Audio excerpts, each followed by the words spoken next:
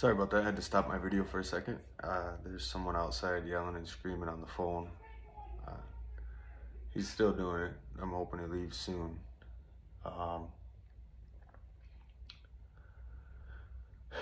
Forgot where I was at. Anyway, we'll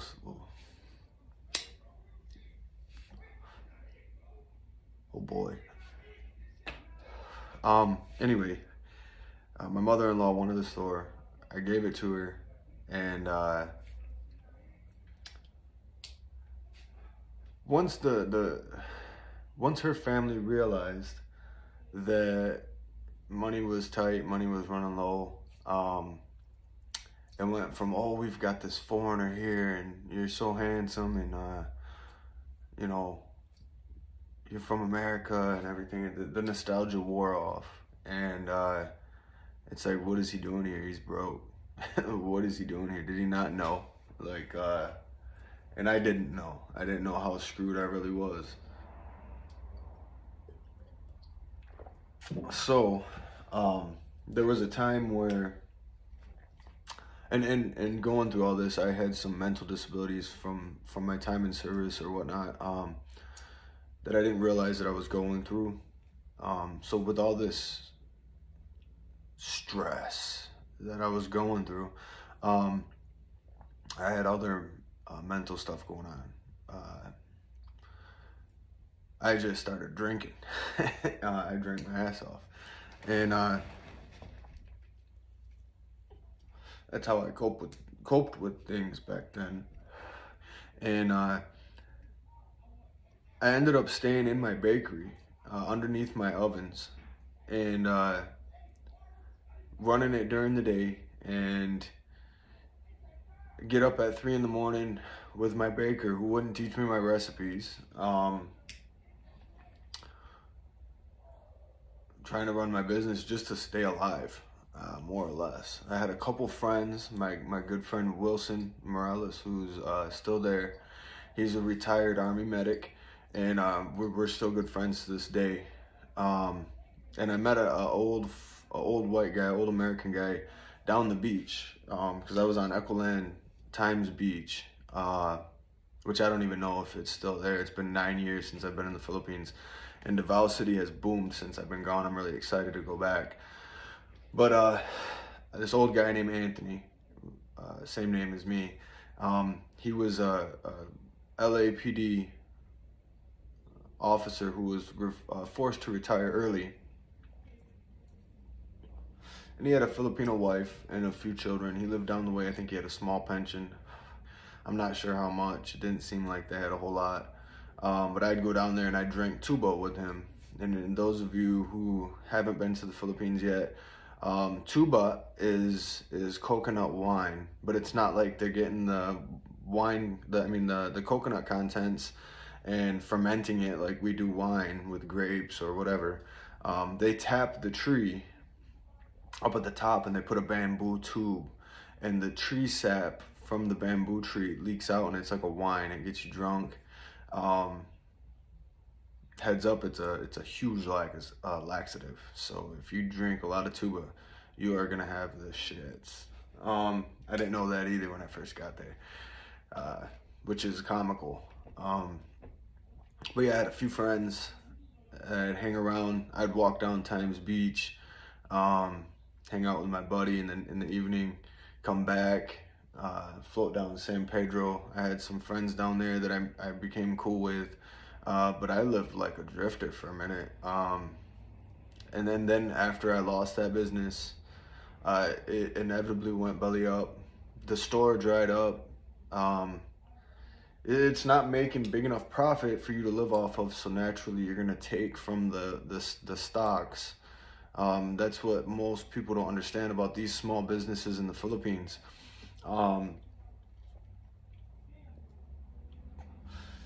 You're not gonna make enough to survive unless you have a bigger source of income.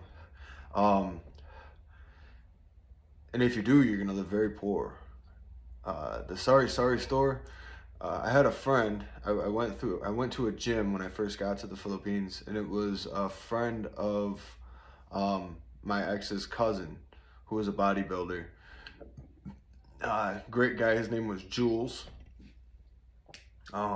Jules was a seaman, and he worked abroad and met a British girl. Her name was Georgie. They had a child and came back to the Philippines, and they set up their gym. And as I was going through my stuff, I think he was going through some stuff too. We'd related on a couple of issues. I'm not going to put his business out publicly.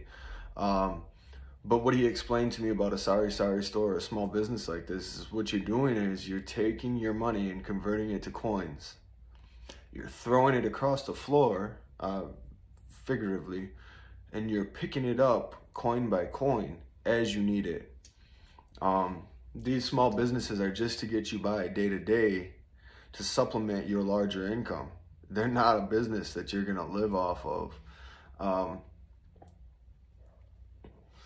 He explained that to me. So once he explained that to me, I realized the reality of the situation that I was in, and everything dried up eventually. I mean, I was calling home and asking for money for a little bit. We borrowed money. There are 5-6 lenders, or were back then. I think the government cracked down on them now. We got into some 5-6 debt, which is a vicious cycle of lending to get into. It's usually with the Indian immigrants there from India or Sri Lanka. They ride around on motorcycles. They lend money, and they live off of the interest that you pay. So you might pay 200 pesos a day on this 5,000 peso loan that you borrowed, and you're supposed to pay back 6,000 pesos, which back then was a little bit more. It could get you through a little bit. And you got to pay 200,000 pesos a day or a week or something if you can't pay back the 6,000 pesos. And people stay on these loans for a long time.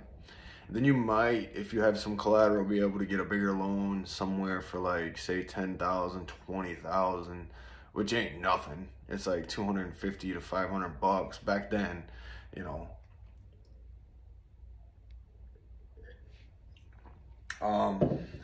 Got tied up into that debt. I was going down and playing cards at the card room a little bit. I'm pretty good at poker.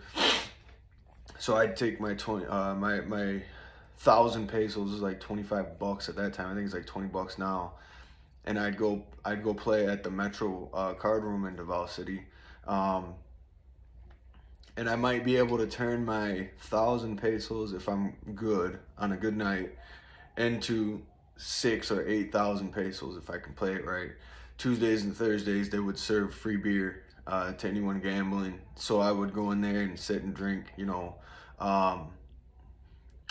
what do they call it? San Mig Light. You know, it kind of tastes like a Corona.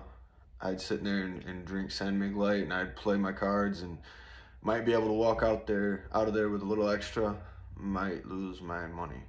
A couple times I noticed there towards my last few times playing, there would be a group of guys that would come in and play, and they would hustle. They would hustle the tables, and that's when you start to lose and realize, man, this ain't gonna work. So I was more or less split up with my ex, and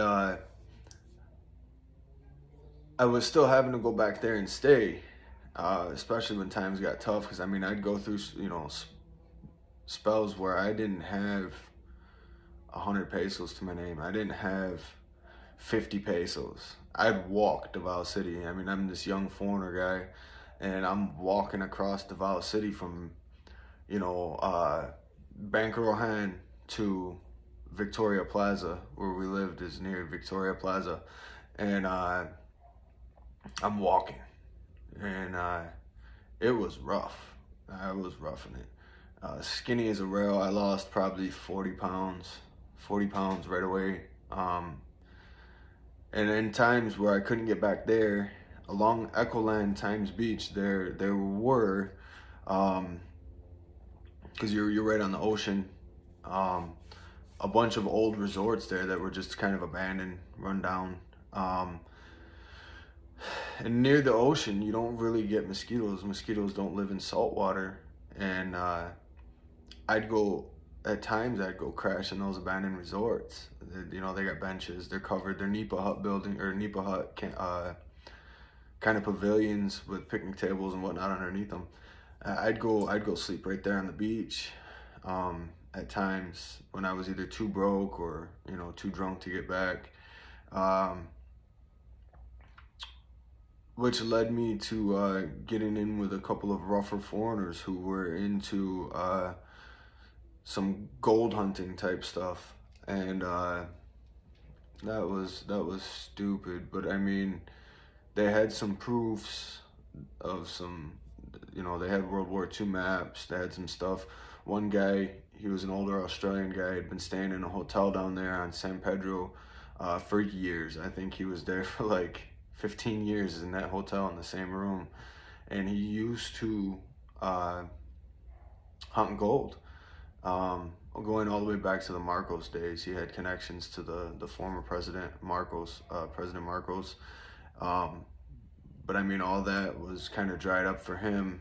He still had some old artifacts and some old maps and some old leads. But that got me into a world of trouble that I'm lucky I got out of, because I almost got myself killed. I had a guy threaten to put a hit on me, have me killed.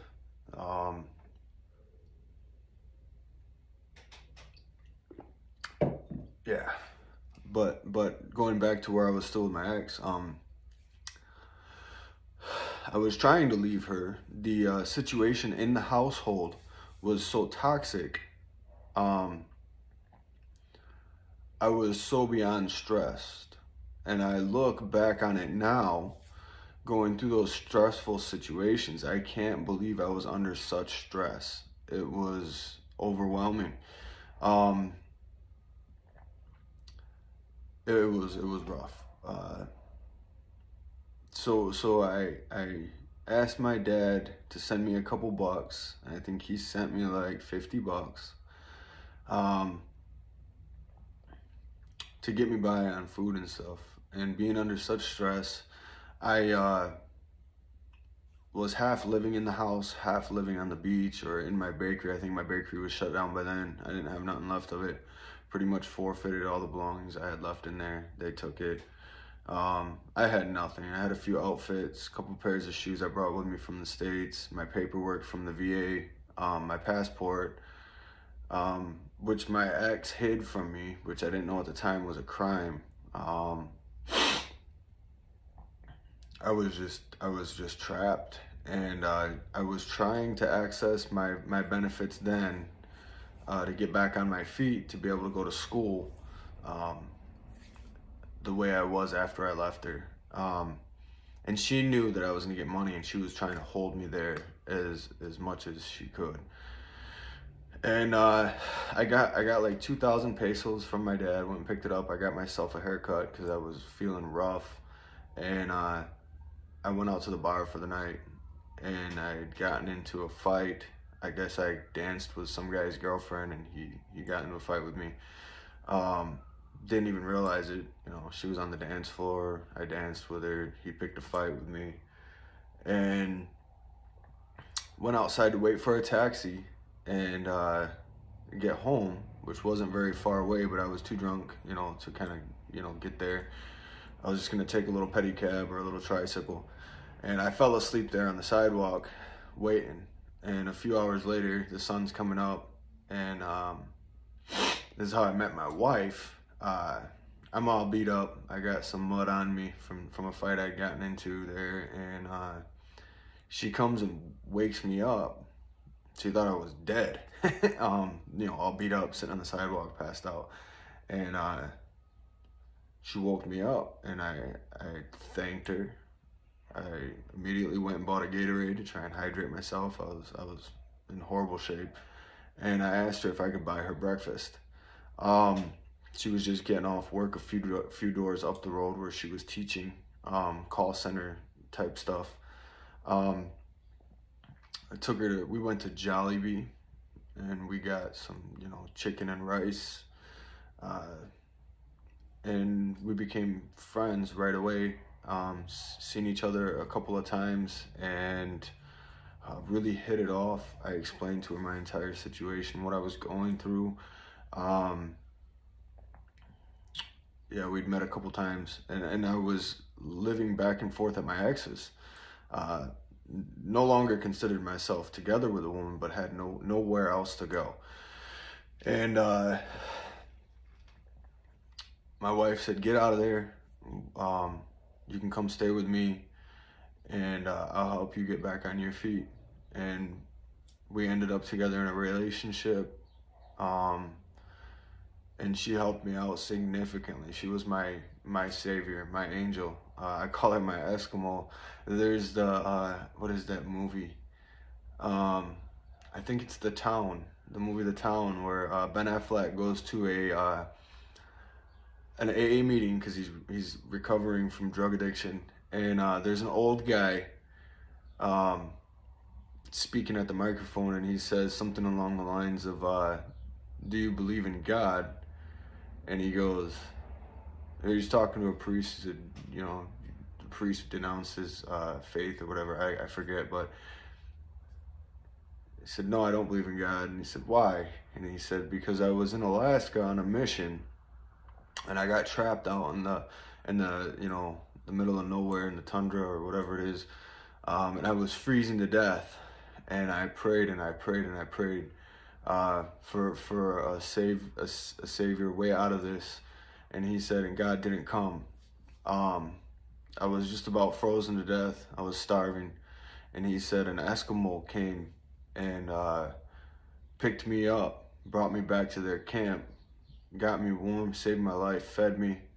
And he said I wouldn't be alive today if it wasn't for that Eskimo. And he said, "There's my wife over there. She saved me. That's my Eskimo."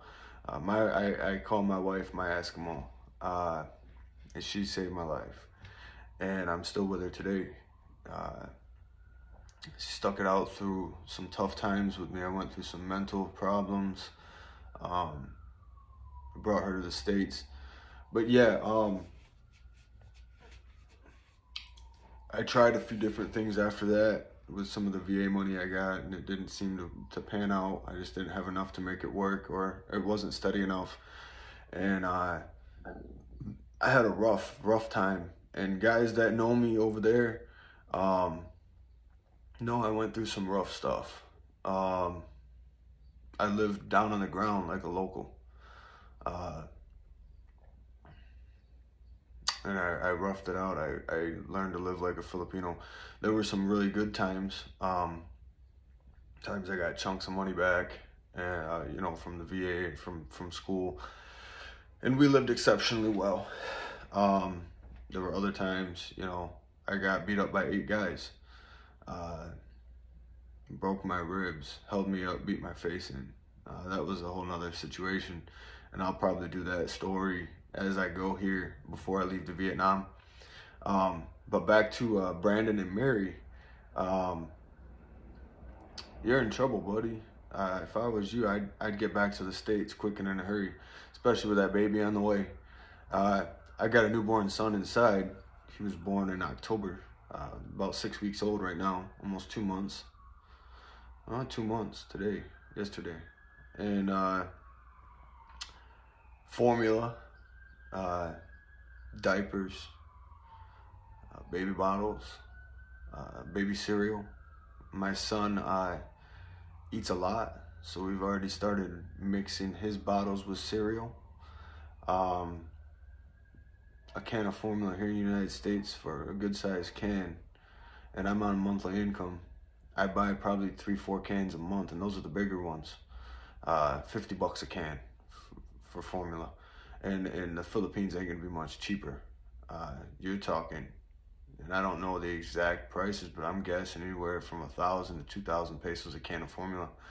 That's about 8,000 pesos a month, son. You're in trouble. Diapers ain't no joke. I seen on there just recently, I was looking at some videos earlier today that Mary was pregnant. What are you thinking? And even if you do go back to the United States, you've got to meet poverty guidelines with this woman. or have a family member that's willing to sign as kind of like a co-signer. So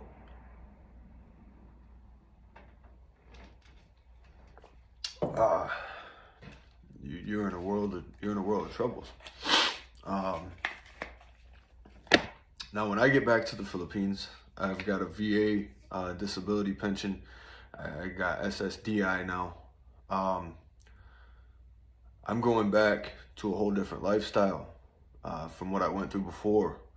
And I'm going to do a video on what it took for me. I'm wondering, how is this kid even making his visa extensions? How are you paying for your visas, Brandon? Are you legal? Is the TV show paying for your visa extensions? Because it doesn't say nothing about that. But from anyone who's been there and knows about how things work in that country, anyone's got to be wondering, who's paying for your visa extensions, son? I was 22 when I got there, left at 25. And I overstayed my visa after the first year. I was completely broke and didn't have any money for visa extensions. And how are you paying your visa extensions? You guys got a little store, you got nothing there, you know? If me personally, if I was you, I'd tell that family to set up a nipa hut outside, and I would section off those rooms and start renting out bed spaces, or rent it out as a boarding house. Anything you can do. If there's a college or a mall nearby, start renting out them rooms. Split them in half. Put a bunk bed in each one, whatever you can scrape up. Make as many bedrooms out of that house as you can, and start renting out them boarding rooms. You need income, son. I was illegal there for 2 years. I was an overstay. It was hell getting back to the United States without going to jail. And I'm going to do a video on that here coming up probably right after this one. And even at that, it's taken me 9 years to get that straightened out in the United States and in the Philippines with immigration. Had to go through the embassy and a whole bunch to be able to leave the country without going to jail. Had to be deemed indigent, make my way up to the embassy in Manila, and get a pass to leave the country without going to jail. And you can do years in prison, in a Filipino prison.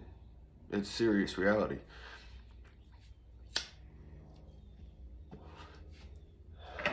That girl let you come there like that, and you got nothing? You didn't think about this at 22?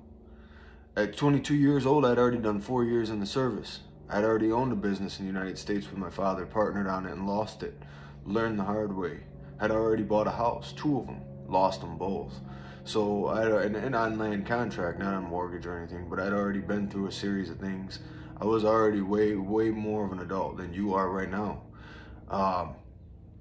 And I'm looking at your situation and I'm telling my wife, boy, that kid's screwed. He is screwed. Living in an RV in your godparents' front yard, in front of their house. You're lucky you had that. I didn't have no family to fall back on. I had my mother, so I could go there and stay sometimes, but it cost me a lot. I had to help her pay all her bills and send money to the Philippines, and supported myself. Barely got by the way you were doing it, but with much more obligation. And got there and realized I didn't have nothing. So, boy, you're in trouble. But I made a lot of connections. I will be going back. My wife and I will be setting up a series of businesses. My message to Brandon, I guess, is get a hold of me. I'll try to guide you through what you're going through, because you're in trouble, son. 35 now, almost. I'll be 35 this year. And I've gone through some stuff. But son, you got a hard road ahead of you. Unless your family's gonna take care of you, which it seems like they might. I didn't have that. I've been on my own for the past, since I was 17. You're in a world of trouble. So if I was you, I'd try to go back to the United States. But I'll probably be in the Philippines in February, March. Reach out to me, son, because I'll have to guide you through what you're going through. If the TV show ain't gonna do it for you or send you home, your situation ain't gonna look up there. You might be able to run a successful YouTube channel. I'm just building mine. There are guys that do it, digital nomads in the Philippines, and they survive off of that there. But I don't see it. I don't know, unless you jump on it now. That's about your only hope, is if you can get some good followers and some good viewers for a YouTube channel. But with all that being said, I've got my children inside. My wife, my Filipino wife, is in our bedroom working from home. And gotta go take care of the kids here in a second. So I'm gonna leave this video with everything that I said. Good luck to Brandon and anybody else in the Philippines who's really had it rough. I'm probably the most knowledgeable person that I know of as far as how to navigate yourself out of there, how to go about getting your blacklist removed, because that's what he's facing. That's what this kid's gonna face. If you overstay that visa, you're facing a blacklist, and that's hard to come back from. You've got to spend thousands. I've got almost $15,000 into this, and I've done that modestly. There are guys who are into the millions of pesos dealing with this stuff. So Brandon, good luck. And anybody else in the Philippines who's stuck, anybody who's broke and needs help finding their way out of there, like and subscribe, because I'm gonna be doing some videos on that. I've got some pretty good connections there. Association of Foreigners in the Philippines, I'm gonna be starting that back up with a friend of mine. He started it, I became a member of it, and he guided me through a lot, and I've got probably more know-how than he does now. He's an older guy named Joe, good friend of mine in Las Piñas. But yeah, we're gonna try and help foreigners going through stuff like this. There's all kinds of stories. Try and help them through their situations. That's what you should do when you're over there. And a lot of guys won't. Guys will just look at you and be like, you're a dummy. You're stupid. And they'll laugh at you because you don't got as much as they do. And I went through that.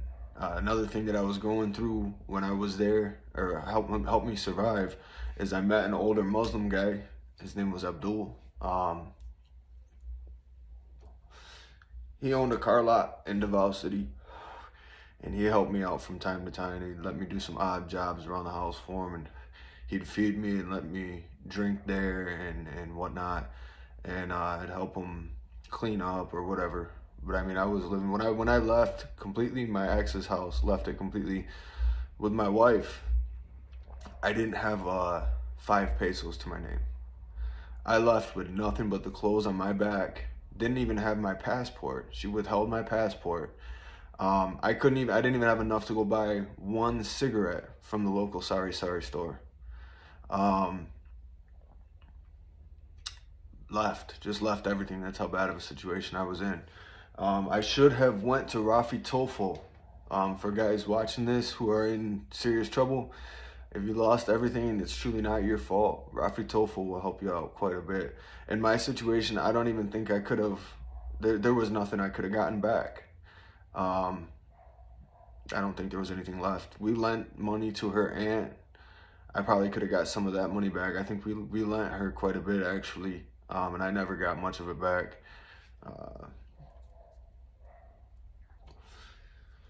Maybe 40,000 pesos or something. But Rafi Tofel will help. I should have went to Rafi Tofel, but I didn't know about it at the time. So on that note, like and subscribe. I'm still building this channel, and please follow me for more info. I've got a lot of good content coming in the future. And Brandon and Mary, good luck to you guys. If I was Brandon, I'd go back to the United States, even with a child. You don't seem mature enough or grown up enough. Get up and get out of there and figure out your life from there before a situation becomes worse. Because you could end up in jail. You could end up stuck. You probably are stuck. Yeah, good luck. And until next time, This is Davao Tones, coming from Michigan, and I'll see you soon. Take care.